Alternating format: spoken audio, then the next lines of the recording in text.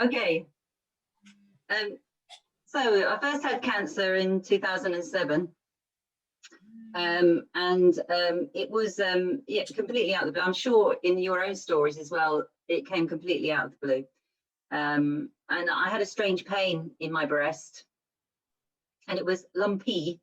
And I wasn't sure because I was having a disrupted menstrual cycle, so I wasn't sure what was going on, because I used to get breast pain with the menstrual cycle. So it was a bit, I thought, well, I better go and get it checked out. And I thought maybe I'd had a cyst or something. And of course, it wasn't to be. I went on my own to the hospital because I thought it was nothing, and came out in shock. And they said I had stage 2 breast cancer. One of the first things that happened was I was, at the time, I've had an underactive thyroid for a long, long time, 30 years now. And so I was always desperately trying to lose weight, and I joined the gym, and I had a personal trainer, and she was very good on nutrition. And so I was already doing quite a lot of things to try and support my health. And one of her other clients, whose sister sadly passed away from breast cancer, insisted that she gave me this book, which was Your Life in Your Hands by Professor Jane Plant. And basically, in that book, it was about eating a plant-based diet, and also removing all the environmental toxins that I was completely unaware of, and I'm sure many people are unaware of. So that's what I did, and I read that book. I changed my diet. Now that diet is a very strong no dairy, but actually I would say that her research into it wasn't very sound. So I think the jury's out on dairy. I know a lot of people avoid dairy, but because I was following that religiously, I had absolutely no dairy. And that's when I started drinking green tea as well. And I've been drinking green tea ever since. The other thing that happened was I had 3 teenage boys at various stages of GCSE A level. Oh my goodness. So it was, wrong moment for the whole family. And we needed a distraction, and the boys had always wanted a dog. And as it looked as though I was going to be at home for a while, we got a dog, because there's my lovely Rocky, the puppy.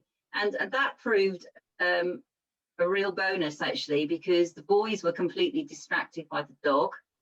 And I had a job to do looking after this puppy while I wasn't at work. So it kind of worked on lots of places, really.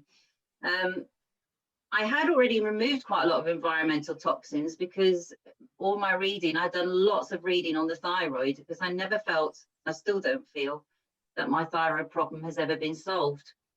Yes, I take thyroxine, but it doesn't take away all the elements of the underactive thyroid. I still, for the life of me, can't lose weight. It just will not go off me once it's on. So I have to be really careful not to gain weight. And one of the things I had done was, for the last, oh my gosh, now 35 years now, I've used a non-fluoride toothpaste. Now, your dentist will probably go spare if you say that to them. But I've got to tell you, I've had very little dental treatment in that time. So don't believe everything you're told about certain things that they put into our water or into, for example, toothpaste that are supposed to be healthy for us, because actually sometimes these are not healthy, and fluoride is an endocrine disruptor. And it probably doesn't help towards cancer either, and the cancer cells going wonky.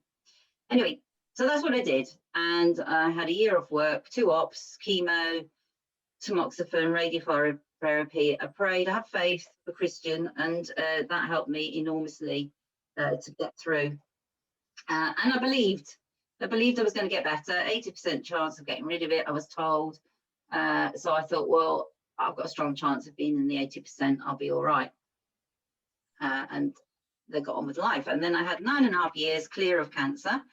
And then I was still being monitored, because I was lucky in my treatment to have private insurance through my husband's company.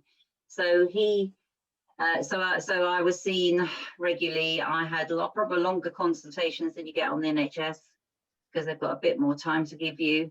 But exactly the same treatment, and actually exactly the same doctors as would have treated me in the NHS. So I knew those doctors well. They were very supportive, and I was due. My husband changed his job, went self-employed, so he lost the insurance, and then I started getting back pain. And we decided that we'd pay for the last sort of year 9 and year 10 annual cancer check privately. We'd just pay for them because it was worth it. And I saw I've been having this pain, and the breast surgeon had given me a bone scan in 2015. But actually that was clear, so I didn't panic. I thought it's okay. And then in 2016, it just started getting worse. I paid for an appointment with my then oncologist, Dr. Brown, privately. And he gave me this long lecture of what to do if I really thought there might be symptoms of cancer. Basically how to push the buttons of the GPs to make sure I got an appointment back with him in the clinic. And I thought, oh, that was a bit strange. That was a bit of a strange meeting, I thought to myself. But of course, I think he suspected that I was going to end up back on his list. And I did. So another bone scan and an MRI. And unfortunately, I had fractures in my spine, which was why I was in such pain. So then it all made sense. And the first treatments I had, now I've sort of gone through my treatments, and it took up more slides than I thought it was going to, and I suddenly realized how much I've been through. But I'm going to whip through those. But the only reason I put them there is that if there's anything on here that you've got or you're having, and you want to know how I got on with it, or you want to know about it, you know that I had this treatment. So I'm going to whip through this, because when I was writing this down, I got to the end, I thought, oh gosh, that's really depressing. So I'm not going to focus on this bit. But there you can see some of the things that I went through. I was on morphine. I was on slow release morphine for about 18 months. It caused major problems to my stomach, which they said was probably my diet. At which point I got cross because I thought, oh, hang on a minute, I know my diet's really good because I've changed it. I know I'm eating really well. And I spoke to my GP about it. And he was the one that signposted me to Professor Robert Thomas. Professor Robert Thomas has trained in nutrition and is also an oncologist. He's a very rare person, so he understands both. And he was promoting privately this blood test, and this blood test will tell you what you're short of in your diet. Basically, it goes through all the nutrients. And you get this fantastically detailed report back, which tells you where you're low, where you could do with supplementing, where you don't need to supplement, and also a huge long list of foods that would benefit you eating, particularly from your blood test. So that letter came back and it said, congratulations, you have a very good diet. So I was like, yeah. So it's the morphine. So I thought, right, that's it. I'm weaning myself off this morphine. And I did. And I haven't had any pains, not proper awful pain like it was since. So I think that was one of the best things that I ever did. I did have I've had some move to the bladder, which is now gone, but I had lots of incontinence problems. If anybody's got that, having to go back to wearing nappies, not great, but you just get on and do it. I had a whole year and a half of blood transfusions because my hemoglobin wouldn't hold up because of the cancer in my bone. It affects the bone marrow and it affects the production of red blood cells. So I know all about transfusions. I then went on to a new treatment, letrozole and palbociclib, and they changed my bone treatment to denosumab. So now I've got all of those things. In September 2019, actually, email came from Vicky from the Cancer Champions. I did the cancer survivorship course, and that was amazing. I recommend you do that. And on my next slide, you'll see the contact. If he's running it again, that is a fantastic course to do. Really, really brilliant. So much information I got out of there. And it updated my knowledge from Jane Plant's book greatly. And he bases all of his work on research. So I'll talk a bit more about him later. Right, more transfusions. I've got what they thought was, oh, I thought was a frozen shoulder. They thought was the cancer, so I got radiotherapy again. And then I read the How to Starve Cancer book. And that led to me joining the Care Oncology Clinic. I had a little blip in August from the aspirin, they think, the internal bleeds. Had no treatment for a couple of months. And unfortunately, this allowed the cancer to grow. So I had a lump appearing on my neck, in the muscle. And also at that point in time, I have a family history of atrial fibrillation. It's in the family. I'd had a little bit of it previously, about 14 years before. But my heart chose that moment to go and get stuck in atrial fibrillation. So I've now got a heart stuck in the wrong rhythm. It's an electrical fault. So they can't do much about it, and I just have to get on with that one. And then in October, I restarted the Care Oncology drugs, and they put me on this chemo tablet called Cavistobin. It's called Xeloda. That's the the chemist's name. And in 7 days, my lump just disappeared. It literally, I watched it just go. And then a month after that, my incontinence issues got better, and I haven't needed anything for that since then. And then January 2021 and March 21, I've had hugely positive scans, and I haven't had to have a transfusion since August 2020. So I'm holding out for the year without the transfusion. And then I put few because when I wrote it down, I was thinking, oh my goodness, I have been through a lot. So what's my approach? Well, I've spent my whole life in education. So I like to know and understand what I'm facing. So I started reading. So my first thing to say to you is be informed. Be informed as much as you can about your cancer, because your cancer, there's hundreds of cancers. So they've all got particular traits. Mine is lobular, and it doesn't tend to form tumours. It tends to grow a bit like a spider's web. So that's why I haven't technically got any tumours. I've got lesions, but it tends to sort of move in a straight line from one place to another. That's its what it does.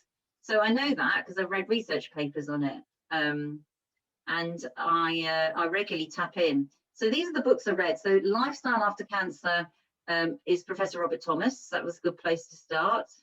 And that really built on what Jane Plant had been saying. Then when I did the course, Cancer Survivorship course, there was a lot on the how the mind affects the body, how mind can have physical things, make physical things happen in the body. And the book he highlighted was Molecules of Emotion. It's quite a technical book. There are bits of it which are easy to read and bits of it which are quite difficult to understand. But basically, this lady did a lot of research into this to prove the mind-body connection, and that your thinking actually informs your physical being, which is quite huge when you think about it. And again, not many people understand it.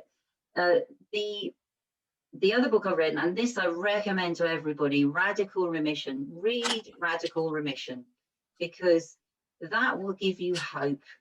There are stories in here of people that had no hope. They were sent home, someone sent home to a hospice, and they turned it around, and nobody had ever looked at or studied people that had managed to get themselves into remission unexpectedly from the medical point of view.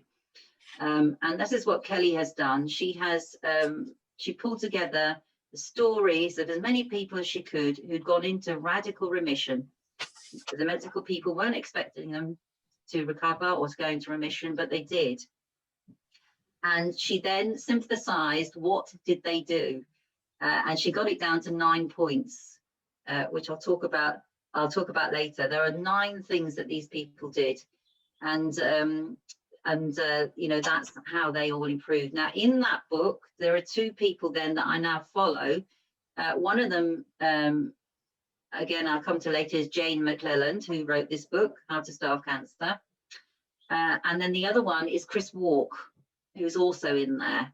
His story's in there. But it is amazing. If you read that, you will have hope that you can keep your cancer in check and you can live with this disease. The other thing I did was the lovely My Cancer, My Choices were running a mindfulness course. And I thought, yes, I was interested in that already. Wasn't very good at it. I thought maybe I should do this course. And that was amazing. And that's where I met I saw Eve up there a minute ago. It's where I met the lovely Eve and other people, Denise. Radical Hope is Kelly's follow-on book. So she tells you then how these people are doing now, but also gone into other people with other chronic diseases, so not just cancer, and that it works for them too, which is interesting. Dr. Nasha Winters is another one who supports this metabolic approach, as Jane does. And I do think the metabolic approach to cancer is one that makes sense to me, and that's why I'm following what Jane is recommending. And then last of all, this lovely book here by Chris Walk, Beat Cancer Daily, particularly, but not necessarily if you're a Christian, but if you have faith, this is an amazing book because he's used his knowledge of beating cancer, but also he used a lot of faith and praying and healing services. And he does references in the Bible, so little snippets for every day to keep you going and boost you. It's a lovely book, that one, Beat Cancer Daily. Okay, so being informed, then I started to follow these people. So the Cancer Survivorship course is run by a chap called Dr. Sam Watts. He has done research with Southampton Hospital. So I know that his credentials and his knowledge are very much rooted in research. And the trouble with research, unfortunately, in this field is that a lot of the research has only been done in the laboratory. So it's been or tested on animals. Because of the cost of doing gold standard research, nobody has yet put millions into studying, for example, turmeric. I'm sure you all have heard about turmeric, you know, and it's because there's no money in it, unfortunately. I'm quite cynical about this, but the pharmaceutical companies will only put money into what's going to create money for them. And unfortunately, you know, cheap things like turmeric is not going to make them money. And therefore, all of the research, a lot of the research that these books are based on is based on laboratory work and hasn't been tested in people. And that's where you come sometimes a cropper with the oncologist or the doctor, because they will say to you, there's no proven research. Well, no, there isn't any proven research in people, but nobody's going to do it. So, you know, it's how much you want to rely on and believe some of the results, as I said, from lab work. Then Jane McClelland I now follow because I am following her protocol. It's her protocol that I'm following in order to keep my cancer in check. And there are 2 Facebook groups. She has Jane McClelland Off-Label Drugs for Cancer. And then if you do her course, she's now got an online course, which is really helpful because her book gets quite technical too. You need quite a high level of understanding of how cells work. And it is really useful to do her online course because she does it in short little snippets. The other person who I follow, I just love him whenever he talks, is Chris Walk. You know, he wasn't expected to live, but he has beat his cancer. He's an American, he's in America. His book is called Chris Beat Cancer. He has a website. I'm signed up to his emails. So I get emails from all of these people. The other one that was flagged up to me actually by Nigel, one of our group, Chris Williams, and again, all of these people, well, Chris Walk and Chris Williams particularly, have huge amounts of information on their websites that's free. You don't have to join anything, you don't have to pay anything. You can just go in and look. And Chris Walk in particular offers a lot free. And both of these do interviews regularly with people in the field, integrative doctors and others, and oncologists, so that you can really keep up to date with the thinking and what people are thinking and what's working. I find it very, very useful. And then Dr. Nasha Winters as well. I have emails from her, but I'm not particularly following her. Dr. Nasha Winters is a huge advocate of the keto diet. And through all my reading, I'm not so sure that actually the keto diet is great for everybody. So I've tapped into some of her stuff, but not all of it. So those are the people I follow. I think if Vicky wants to share this afterwards, I'm very happy. So all the information's in it. So number 2. So first of all, get informed about your cancer. Number 2, be positive. I've always thought you have a choice in life how you approach things. You have a choice in every moment, actually, how you are. And you can choose to be happy or you can choose to not. And I always choose to be happy and positive. I've got to say, it drives my husband spare, because there'll be a huge disaster happening, like no money coming in or something, and I'll be going, it's okay, it'll be all right. It won't be all right. And I go, no, it'll be all right. And it is all right. It always is all right. There's this notion of neuroplasticity. Now, as I said, my background is education, so neuroscience has been of interest to me from the the purpose of children learning and how we learn and what helps us learn. And our brains are constantly learning, and we can change our brains. So this is what it means, the neuroplasticity. We are capable of changing the way we operate and the way our brains work. We are not born with our intelligence. This is a bit of a shock for lots of people. You're not born intelligent. You become intelligent through what you do and through your interaction with the environment. And so this was something that I knew in education and I knew in learning. So I kind of knew it also then for the body and looking after the body, if that makes sense. And change your thinking, change your life was one of my other favorite sayings that I would throw out at people when they were being negative. Right, well, you're choosing to be negative, and therefore things will be negative. And it was the same in school. If you choose to say, I can't do that, well, guess what? You won't do it. But if you say, I can do it, then you will do it. It's quite extraordinary. Your mind has plasticity. You can manipulate it to, what you want to be. I practice gratitude, joyfulness, fun, and laughter. So that last talk, it was amazing that Vicky organised.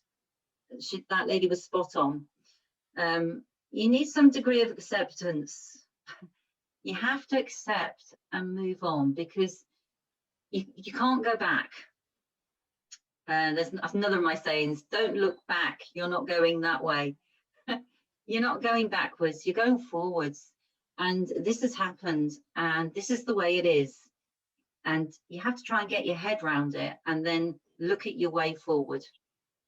And that involves living in the moment, that living today fully, surrounding yourself with things that give you joy and people.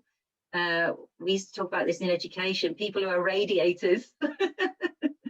So they radiate joy and, and enthusiasm, and not drains.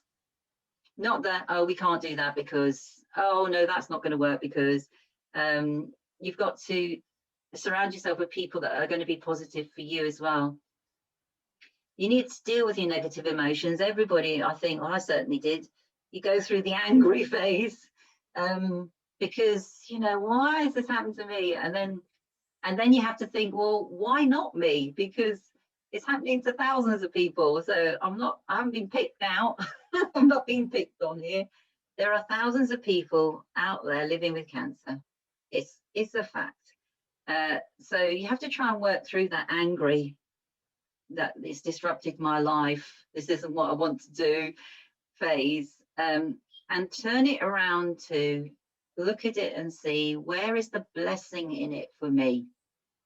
Okay, so the blessing in it for me was I couldn't see it, but I was making myself ill in a very stressful job, and it took up a huge amount of my time, and the balance between home and work was not right, and I truly believe that. So I was kind of forced into giving up the work. I loved my job, but it wasn't doing me much good. So the blessing for me is I now have got such a lot of time for family, and I have 2 gorgeous grandchildren as well now. So, you know, I wouldn't have had time with them if I was still working. So there's lots of blessing. I've met some amazing people. Some of you are there in the room listening to me now. I've met some amazing people and made new friends, which I know Eve and I, we were having that conversation. We never thought we'd make new friends at this point in life, but we have, just through being with people in the same situation. Don't be afraid to take action to go for counselling. I had counselling after my diagnosis with Sue Ryder. I needed it. I needed to get my head around this diagnosis. It was quite devastating, and talking it through, and she taught me how to reframe my thinking as well, reframe those negative thoughts into positive ones. So I would say to anybody, please don't be afraid to ask for talking therapies or any kind of counselling. I think it's necessary, and you can't talk the same way with your family because they're emotionally attached to you. You need to talk to somebody who's not emotionally attached to you. I'm sorry, but I hate the negative rhetoric of fighting the cancer and the warrior image, because as far as I'm concerned, these cells are part of me, and why would you hate yourself? So I can't hate them. I've got to love them, and what I'm seeking to do is to love them better, and to heal them. You know, that's how I look at it. So I hate all the I'm sort of afraid I hate all the cancer warrior type talk, because I don't think it's helpful. It's not an alien, it's you. It's not an alien, it's part of you. We all have it in our bodies, and I think we're all capable of getting cancer. There's a trigger that happens somewhere along the way that makes it happen, and so you've got to just work at healing it. Plan for the future.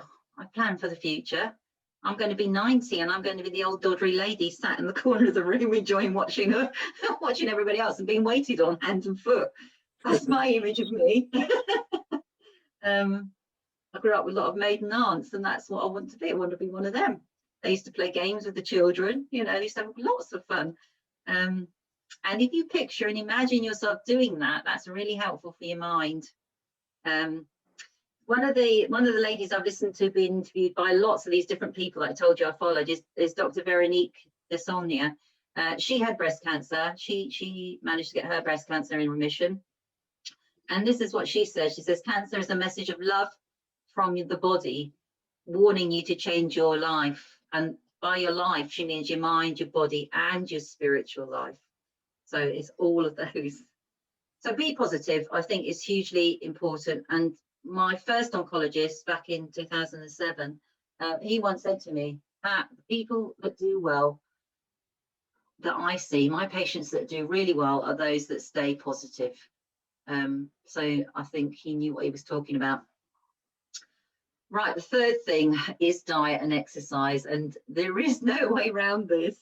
And it's quite hard, because you have to, I think a lot of us have to change. I certainly had to change. I'd slipped off the wagon in my 9.5 years. I'd started drinking again, and probably eating a lot too much sugar.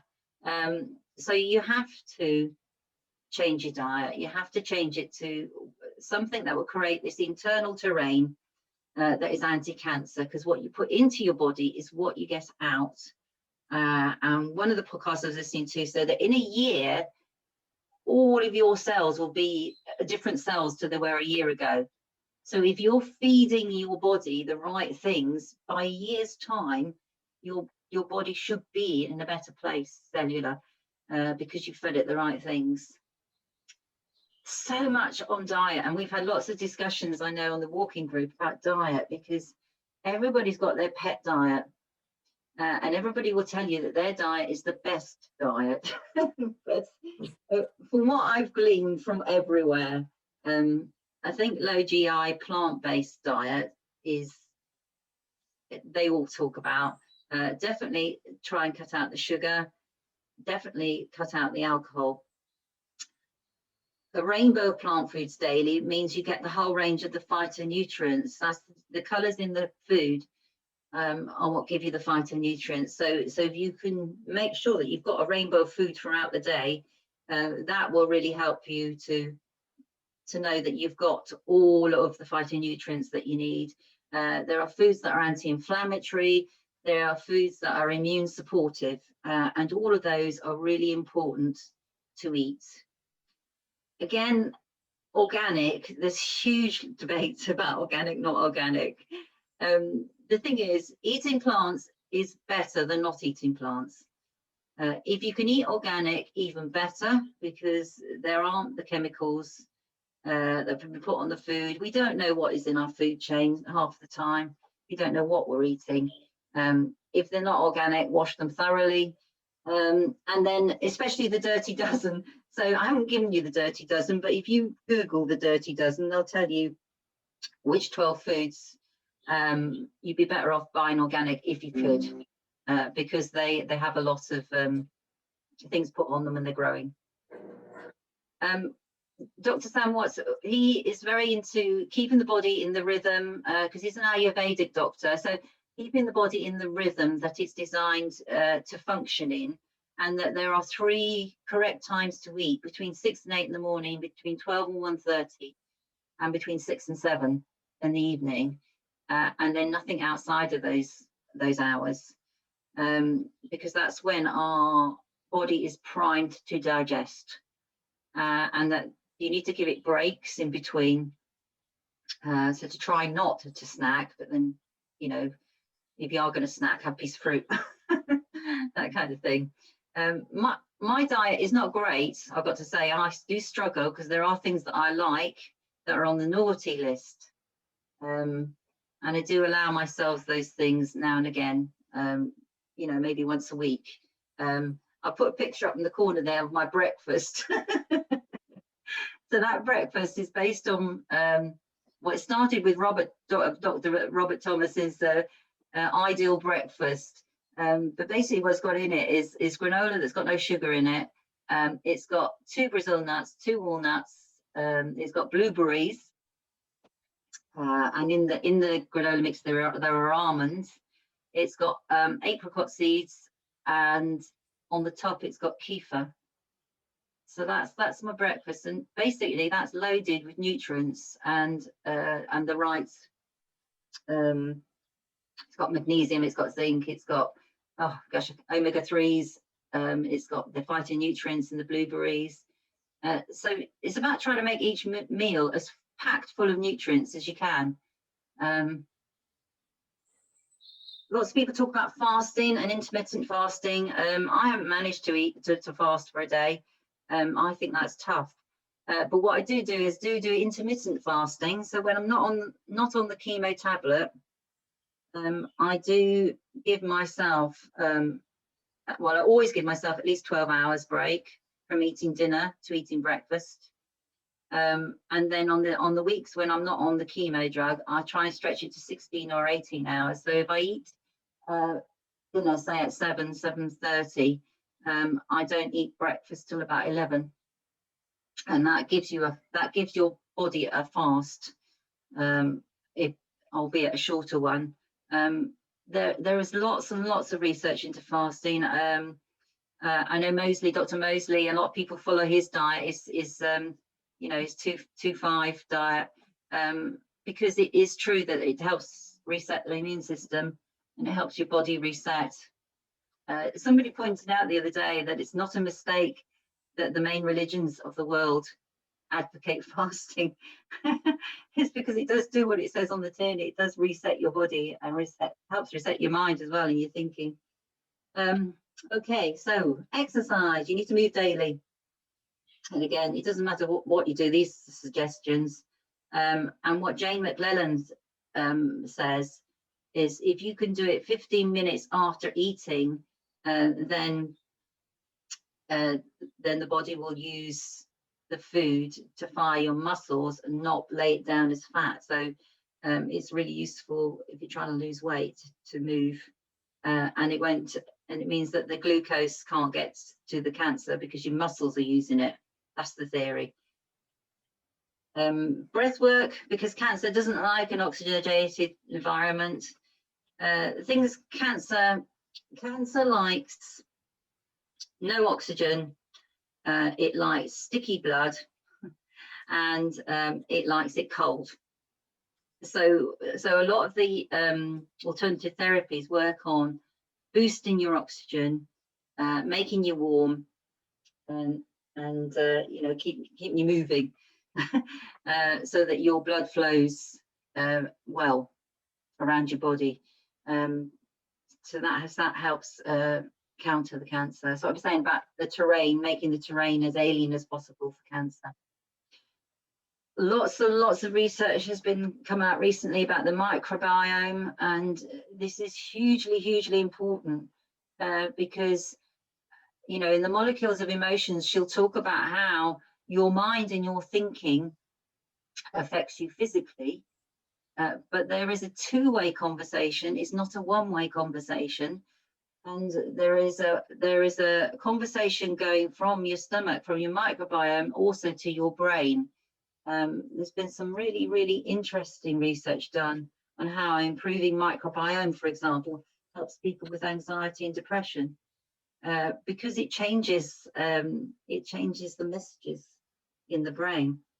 So it's really quite interesting. And also with a strong microbiome, you'll have a really strong immune system.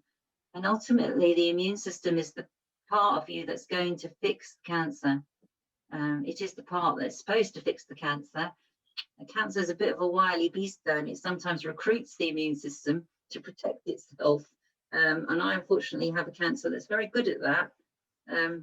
So keeping your microbiome happy is really important. So I have kefir and kombucha most days, and I try and have sauerkraut as well. Okay, good sleep. Good sleep is really essential. So I love all the talks that Vicky's put on this year because they've been spot on. You need good sleep in order for restorative and healing. Your body heals while you sleep. Your immune system resets, and what you need to do is try and get in line with your circadian rhythm. So you need to be up between 6 and 8, which is when you get a cortisol peak. Everybody gets the cortisol peak between those hours, and then you need to go to bed in time to allow at least 8 hours sleep. You need to cut down on your blue light, so not using devices and TV before bedtime. I've just invested in a pair of glasses, so I'm going to try them out and see how well they work. But I've been doing an experiment this week because I'm terrible for sitting on my iPad playing games in the evening, and so this week I've been experimenting with not doing that, and my sleep's been a lot better, according to my Fitbit. They use a Fitbit to monitor it, so that's quite interesting. So I'm going to see now if wearing the glasses to watch the TV, if that also improves it. Take steps to reduce your stress. Something that I do is somatic yoga. I saw Debbie on there. Debbie does the somatic yoga too with Francesca. This type of yoga is all about relaxation, really, and it's all about tackling the parasympathetic system and calming the vagus nerve. And that's a whole another subject, which I won't go into. But if anybody wants to know how to how to do somatic yoga. I recommend Francesca. So her lessons are online. They all went online since COVID, which makes it then really easy for people to access them. But she's also starting to do some face-to-face ones again. And she uses the little yoga studio down at Holm Grange Village. Meditation and mindfulness, I try to practice every day. I've used alternative therapies. The My Cancer, My Choices are amazing. For various reasons, I've had to stop though. So I was having a head and Indian head massage, and then when this wretched tumor appeared on my neck, I wasn't allowed that. So I thought, oh, I'll go to reflexology. Well, guess what? The tablet I'm taking has a hand and foot syndrome. So my feet are a bit of a mess, so we can't do reflexology. So I'm a bit stuck now. But I will go back and find some form of massage that I can and I'm allowed to do. Give up the stressful job. I didn't want to, but it was the best thing. Have therapy to deal with past trauma and emotion. I think I've had quite a good past, really, apart from this illness. But I know a lot of people that have trauma from their past that's still in their body and is still creating tensions and illness in their body, and it needs fixing. So I would say to people, go and get that sorted out. And fear. So fear is what we need to keep at bay. It is the absolute enemy. It puts us into the flight, fight, or freeze, and nothing is gained by worrying. We gain nothing. In fact, it's negative, and we go backwards. So I try to push fear out. I'm lucky, as I said, I have my faith, and we talk about laying our suffering at the foot of the cross of Jesus, and that's what I do. I give it to him, and I walk away. And that is really, really helpful for me. So it's about finding your way of parking your fear and go, all right, that's fine. I'm a bit fearful of that, but that's fine. Let's leave that there. I'm not going to worry about that now. I'm going to move on. Right. Well, you tell I've been in education. In education, we used to setting ourselves goals. And so I kind of tackled this the same way. I set myself goals. So, for example, when I was first diagnosed with the cancer that came back, I was really ill and I could barely walk across the room. I was in such pain, and I walked with a walker. And I'd been doing speed walking half marathon, so it was a real come down. And so I just set myself little targets with use my Fitbit for my step count. And I, I'd say, right, I'm going to do 1,000 steps today. And then once I'd reached 1,000 steps, I'd up it to 2,000 steps and so on. And just slowly by slowly, I built my steps back up, and walking without the walker, really, small steps, achievable steps. And that's how I tend to plan things. So when I've got a new idea that I've picked up, and I think, right, they're telling me that if I do this exercise 15 minutes after dinner, right, I'm going to try it for the next 2 weeks.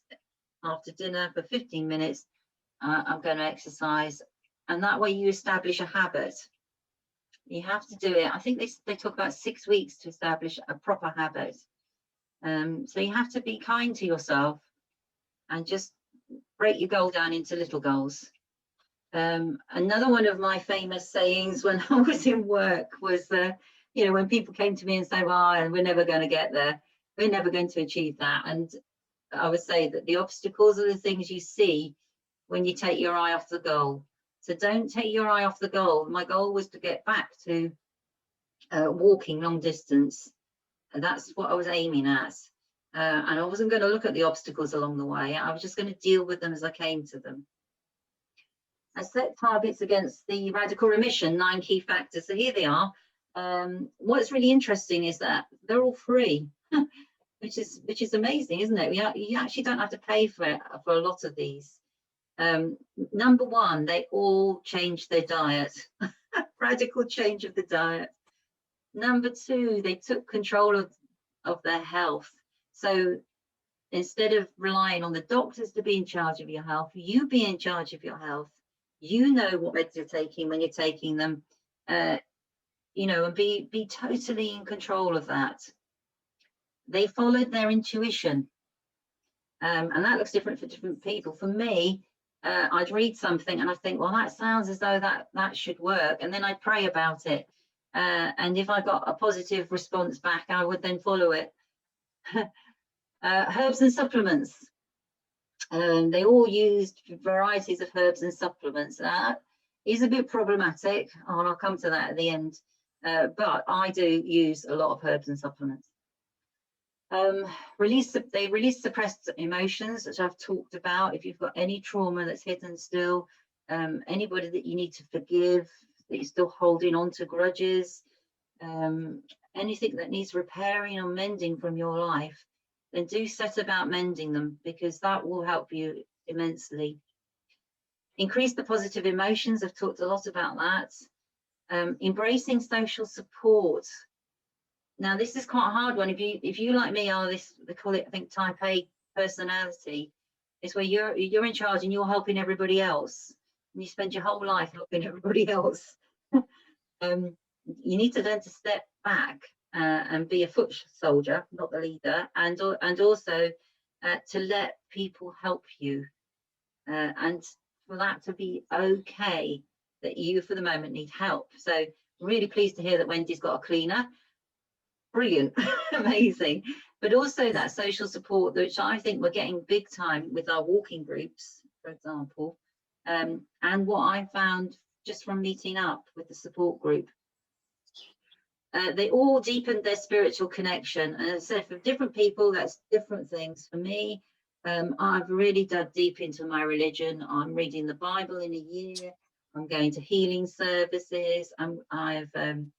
Actually, COVID was brilliant because I could go to Mass in Rome and Fatima and all these other places where I want to go and visit. You could actually go to Mass at, which was amazing. So deepening your spiritual connection, and also your spiritual connection with the earth, going into nature. And lastly, having strong reasons for living. So that's easy. I want to see my grandchildren grow up. I want to see my family grow up and thrive. That's what drives me. That's what drives me on, and no longer ambition in the job. Right, your mind is as important as your body, as I've said. The two work together. So you need to take steps to make your mind healthy, as well as your body. And that's about doing things, again, which soothe and calm this vagus nerve, and your parasympathetic nervous system. So going out into nature daily, appreciating creation, walking barefoot is amazing. I've forgotten. We do it as children naturally, but as adults we forget. If you walk barefoot on the earth, you do get something back from the earth. There's this listening to the sound at frequency 5 to 8 hertz has been proven to repair DNA. How amazing is that? It's because our bodies are made up of energy, and apparently this is the frequency at which the water in the cells move. So if you listen to music at this frequency, you get DNA repair in your cells. So I have tapes and I have websites that I tune into, and I got my son actually to record something for me, because I've got 2 musicians in the family. And then I discovered that the Gregorian chants, so these monks knew a lot. And actually probably the Oming that you do, the Buddhists do, and the Ayurvedic practitioners do, they're probably 5 to 8 hertz sound, and that's pretty amazing. So listen to high frequency sound like that. Practice visualization. Now, you know this, you can think yourself, well, and you think, well, that's potty. Well, I thought it was potty too until I did Dr. Sam Watt's course, and he's proved it with prostate cancer patients, that by visualizing in your body, your immune system, your macrophages, you give them a character, I'll have to put my pictures up for you to see, my pictures on my macrophage and my killer T cells. You imagine your immune system working, basically. So imagine my macrophages swarming out into my body.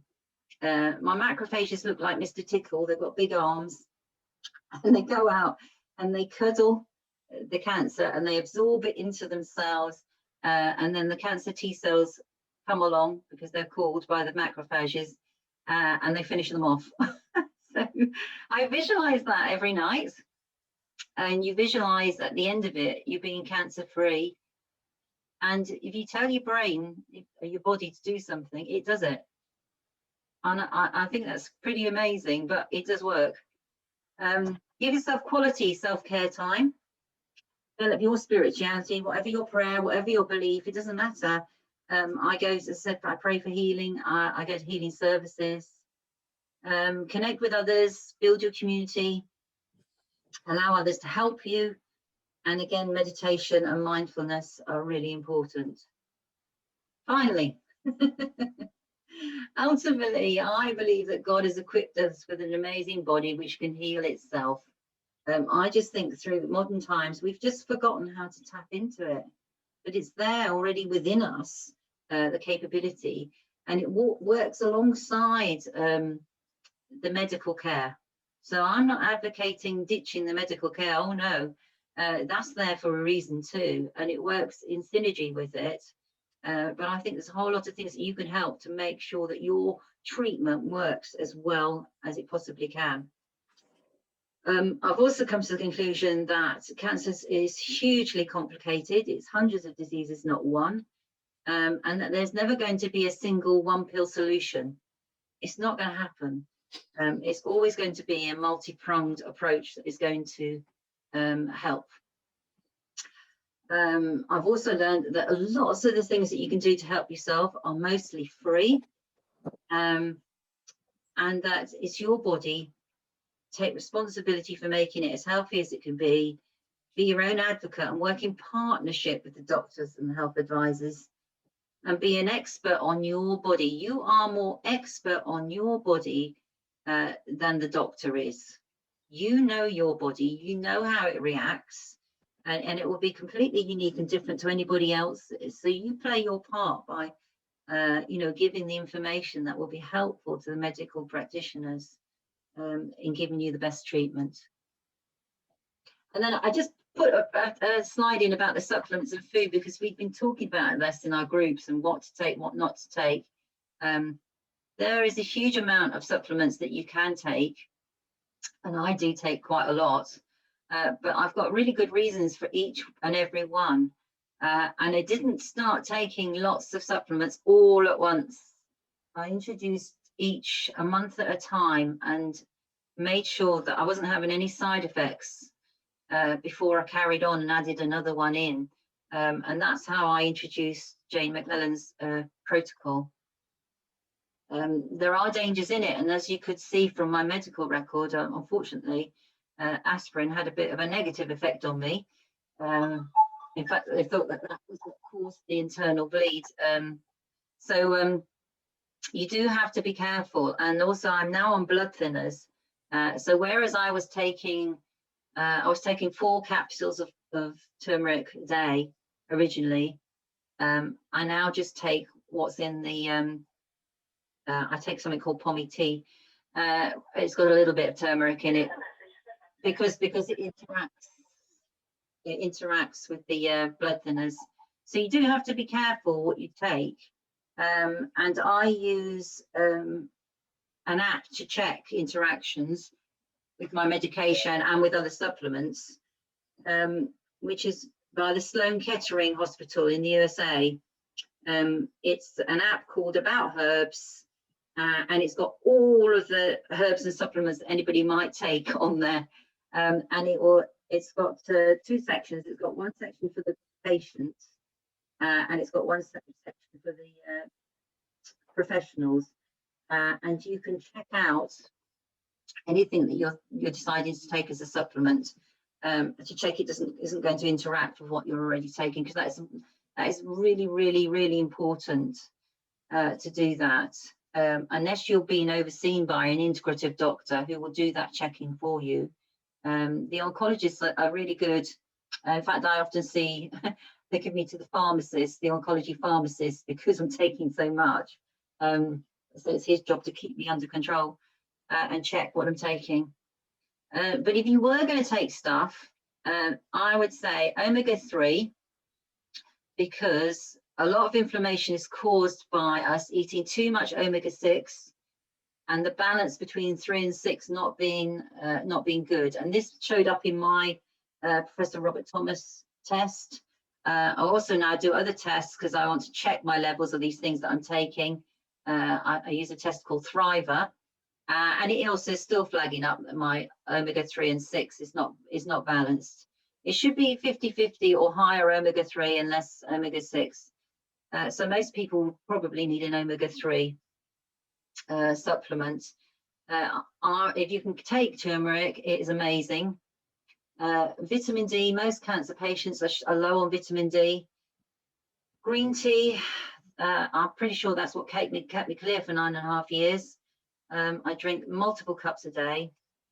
And then the thing that I discovered through Dr. Sam Watts is the mushrooms. So I've got reishi mushroom, which I take, but there are a whole host of mushrooms, and actually any mushroom is really, really powerfully anti-cancer. Herbs, any herbs, they've got something in them called terpenes, and they're really, really amazing for you. And the best thing is that the fresh herbs are great, but actually the dry herbs are even stronger because they're like more concentrated. So what I do now is, alongside my salt and pepper on my table, I have a pot of parsley, dried parsley, and I quite often sprinkle parsley all over my food, as well as a little bit of salt and a little bit of pepper, because they're really, really good for you. Ginger, garlic, onions, lemons, brassica, all of those are really good. Dr. Sam Watts does a fantastic course on foraging. Nettles are one of the best things you can drink as a tea. Take the top few leaves, stick it in hot water and drink it. You can buy it as a supplement if you want, but why? Because it's free. It grows really well in your garden. Elderberry, hawthorn and dandelion also all have qualities, so it's worth checking those out. If you want prebiotics, this is foods that feed your good bacteria in your body. Beans, all kinds of beans are really good for that. And the thing to check out is the diet of the people in what they call the blue zones. And the blue zones are the areas of the world where the people have the greatest longevity of life. And one of the best places for that is Sardinia. So if you think about a Mediterranean diet, then that's Sardinia. And if you've ever been to Sardinia or Cyprus or Corsica and anywhere like that, you discover that there's lots of herbs growing wild. They smell amazing. And the thing is that their animals feed on them as well. So not only are they getting them in the food chain by adding them to the food, but because the animals are eating them too, the animals that they eat have also got the goodness within them. So that's really interesting. I'd recommend you check out the blue zones. Has anybody got any questions for any of that information? I mean, it was very, very informative, Pat, and it was good to see how hugely positive you are in your approach to what you've had to deal with. And I think everybody would sort of understand the way in which that news impacts, to start with, and then how you have to manage that as you go through the process. But there's lots of things to read and look at, I think, and lots of research to be done after this. But, has anybody got any questions that they'd particularly like to ask Pat? Because she's obviously a font of knowledge. No? So, I thought it was quite interesting, and I've written lots of notes, so I now need to go and have a look and Google. I mean, there's various things that are quite curious. So the fasting is quite curious. Yeah, it's really interesting. I mean, I haven't managed. I mean, some people do go on a water or a juice fast, you know, for 24 hours, 48 hours. Some people longer than that, and I'm like, oh, A long time. I haven't braved it yet, but I do the intermittent fasting, and I think it does help. And you do that when you're not on the chemo week? Yeah, when I'm on the chemo week, I've got to take these tablets 12 hours apart, and you've got to take them with food. So you can't, can you? So I can't. Like, when they gave it to me, I went, oh, rats, I can't do my fasting. And they were going, what? Yeah. What do you mean you're fasting? No, not that kind of fasting. Don't worry. Yeah. I thought it was really good. It's very informative, and there's lots of different books to get hold of and read. Yeah.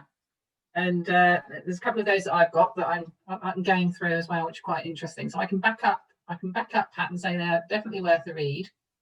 But yeah, I mean, I think the sort of crux of it really is that you took it head on. I mean, obviously you never expected it to come back, particularly after 9 years. I mean, you probably thought, that's it, I'm free, because there's a 5-year gap, isn't there, where they check you, and then if you've gone past the 5 years, it's okay, then that's fine, you can go away and get on with things. So for it to come back after 9 years, I think it would be quite shocking, because it's the least, you just wouldn't expect that to happen. And I wasn't expecting it in the bones. I think that had never been explained to me. My oncologist did say, when I had a bit of a down moment, and he told me, look, the most positive people survive the longest in this, as far as I can see. And he said, you probably will get it back later in life, because you had it. Say, I was only 46 when I had it first. So he said, but he didn't explain how it would come back, and they've gone on and on about it coming back in the other boob. Well, that's what you'd expect, isn't it? So I was constantly checking my right boob. Yeah. I mean, you wouldn't necessarily expect it to be like, it's like they didn't explain that to me. So, but then I think you're right, Pat, in the fact that each cancer has a link to another. I mean, they are concentrating all the time with me now on my lungs. Yeah. Because they say kidney and closely knit, and if it's going to come anywhere, it will be in the lungs. Yeah. Which you just, as you say, why do you know? But obviously, this is why, as you were saying rightly, you have to get to know your cancer. Yeah. Yes, it's certainly a journey, isn't it? And it's certainly complicated, that's for sure. And it's so intricate, and the science behind it is incredible, really. When you look at the genetics and the chromosomes and all of those different elements that kind of make it happen. And as you said, I do think that, I mean, as we know, 1 in 2 people are likely to get cancer at some time in their life, and it's literally a switch that something happens. And then that's what happens, but who knows what that is? I mean, if we knew what that was, we'd turn it off. But Exactly. There's multiple switches though. That's the problem. Yeah, there's multiple things that couldn't be switched, and it'll be different for everybody.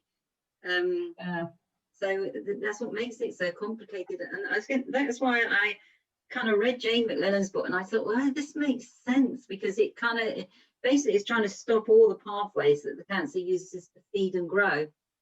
That's what the metabolic approach is about. And it is possible it is a metabolic disease. So I know there are other people on here that have got autoimmune issues, same as me, my underactive thyroid.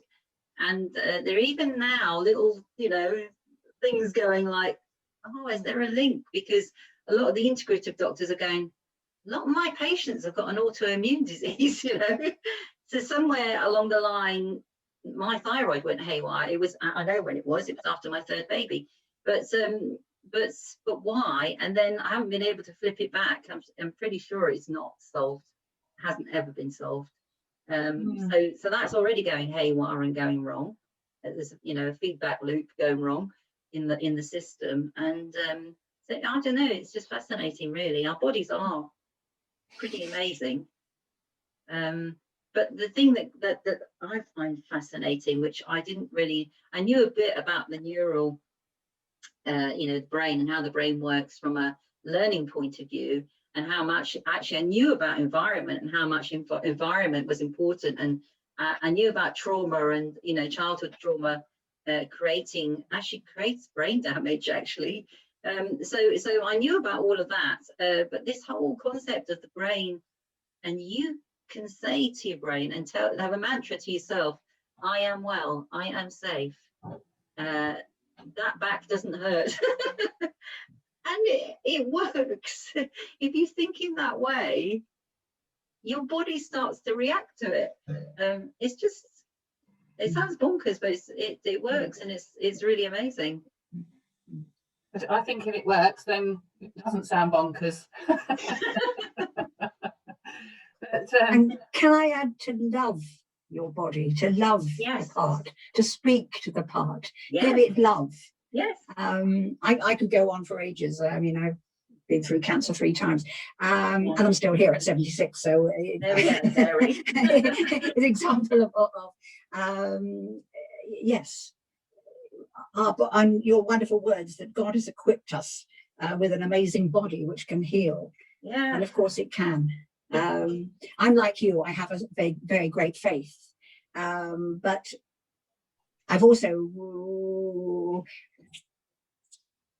got not so much an organized faith religion, but also I've looked into the Bible in different ways, and it's all there. If we read it, about the mind and the spirit. Yeah. But to love your body and whatever happens to it, and to speak to the part. And bless you. It's been interesting for me to That's really good, join you. Mary. And one day perhaps I might share my experience with you. So Yes. as it goes over quite a long number of years, and I'm still here. I've learned Very so much encouraging. from others, Mary. That would be amazing. yeah. Okay. Yes, I will one day if you want. So it But was, I mean, I think what we have to. This is a wonderful group, and we all have to love each other as well in a group. And you're obviously loving each other by supporting each other and sharing your situations with each other, and that's a wonderful, wonderful thing. Keep doing it, because this will help you tremendously. You're not alone in the situation. We all think, oh, why did this happen to me? What did you say? Why didn't it happen to me? And sometimes I think that it's God says, right, okay, you've got that, deal with it, and now share it. And that's what you're doing. And bless you for that. Thank you. and I think it's been really amazing this morning. Yeah, really good. I think we've got lots of homework now. We've got to go. I'm going to go read, for heaven's sake. So we'll be Really busy. like the teacher. I'll take your homework right now. You read that book. But that has been really nice to listen to your story. And I mean, you talked a lot about what you've done since you were diagnosed and how you've tackled it, which I think is really very informative and very helpful for everyone else to learn from. Particularly if they've tried something and maybe that didn't work, but maybe you've given them some inspiration to try something else. But I think, as you say, the positive mindset is one of the key things that everybody needs to do. And I think hopefully with this group and subsequent talks and things like that, where we all come together and connect, we all keep each other going and support each other. So that's what we've got to keep doing. But I would just like to thank you, Pat, for today. I mean, you obviously put quite a lot of work into that, and that was very much appreciated.